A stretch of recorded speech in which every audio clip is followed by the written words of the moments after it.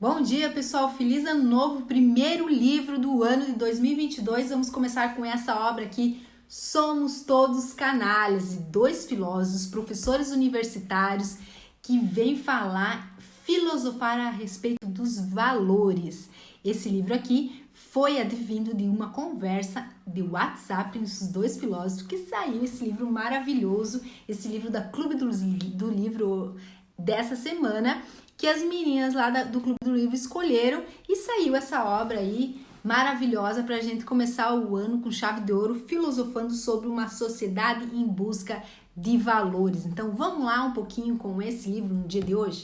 Então o livro ele vai ser dividido em três partes, né? A primeira parte vai falar sobre os gregos, a segunda parte vai falar sobre os cristãos, a terceira parte vai falar sobre o utilitarismo e a quarta parte vai falar sobre fidelidade e tolerância. Muito importante esse título nesse momento que estamos vivendo no mundo atual de agora.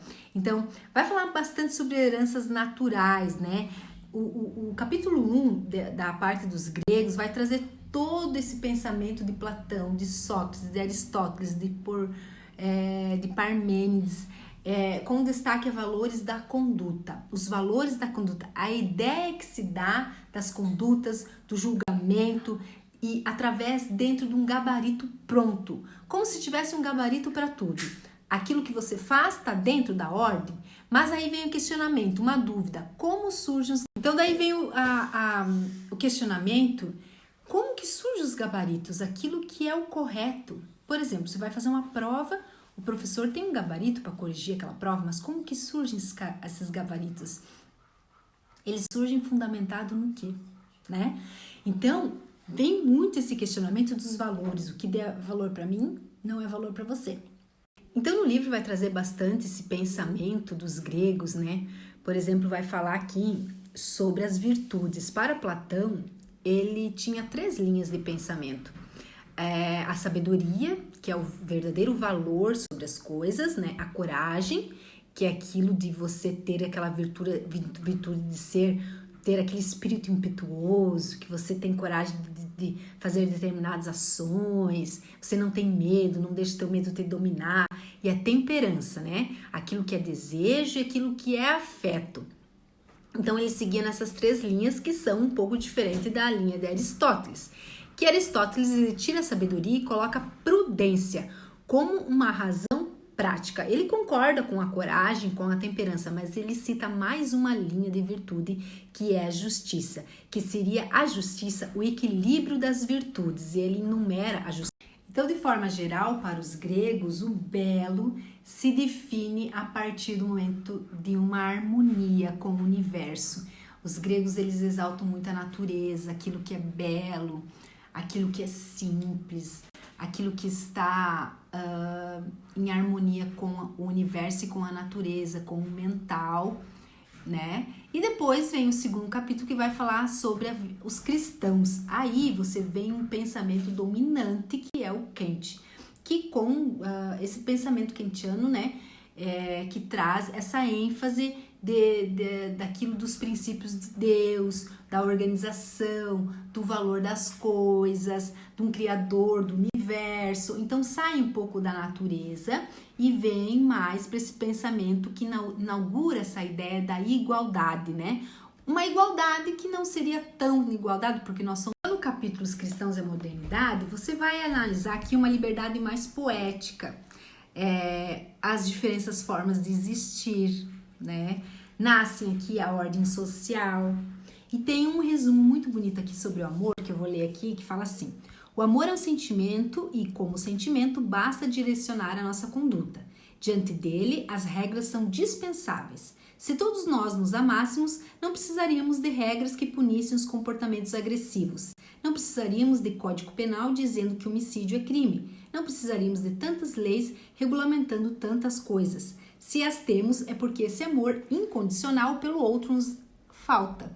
E em nós, faltando, as leis são necessárias.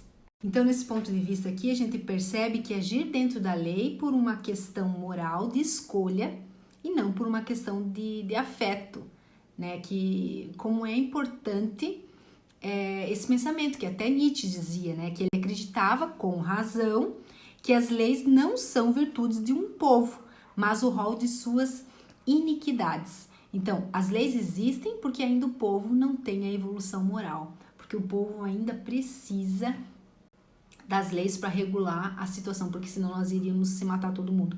Então, como é interessante esse questionamento que ele traz dentro da modernidade.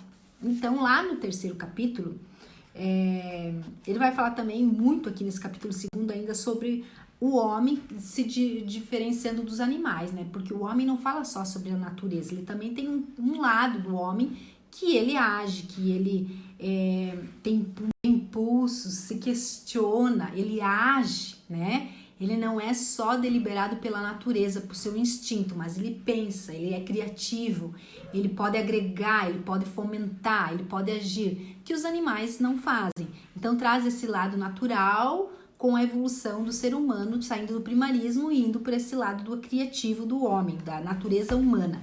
E depois lá no capítulo 3º nós vamos ver sobre um assunto que é o utilitarismo, né? Que é a vida para ser vivida da melhor forma, né? Já que não existem fórmulas pré-estabelecidas. Então, o que importa é a reflexão sobre os valores, quanto vale as coisas, né? As coisas materiais e as coisas imateriais, esses valores que estão intrínsecos no ser humano e os valores que estão fora do ser humano, né?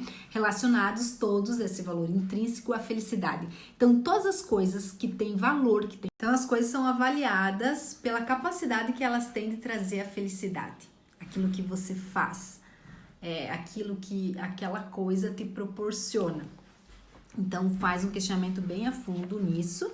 E outros questionamentos interessantes aqui do utilitarismo, que vai trazer um grande conhecimento pessoal. Então, cada intervenção que tem aqui, porque é um diálogo entre os dois, você vai crescer no que é fiel, do eu, né? E fala sobre o passado, que é a memória, o futuro, que é a expectativa que você tem, e o eu, que é o agora, o valor que nós escolhemos nesse momento, né? Tem um texto aqui, na página 263, que fala assim: a fidelidade é valor que pressupõe uma relação entre o presente, instante em que vamos decidir o que fazer, e o passado, isto é, aquilo que já fizemos, dissemos, prometemos e oferecemos em garantia.